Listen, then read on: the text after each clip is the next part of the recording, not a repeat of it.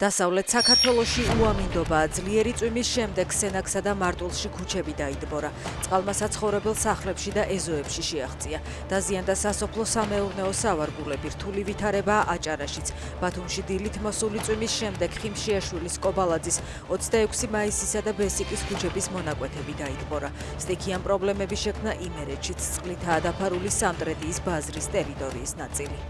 ელენა ხოშტარიას ექიმს შეხვედრა შევთავაზეთ, მაგრამ გვითხრა რომ არ ეცალა. აცხადებს პენიტენციური სამსახურის უფროსი. პატარიძის თქმით, თუ ბრიფინგებით გაგრძელდება საუბარი, იძულებული იქნება სხვა ზომებს მიმართოს.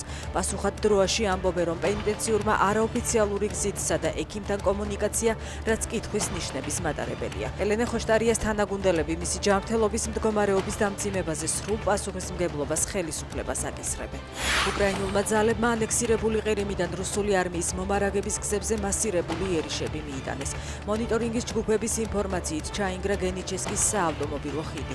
ჯონგარის ხიდის სიახლოვეს ოკუპანტების სამხედრო პოზიციებზე კი ხანძარი ფიქსირდება. ბაჰრეინი ირანს დრონებით თავდასხმაში ადანაშაულებს. საგარეო უწყების ცნობით თავდასხმა დღეს დილით მოხდა.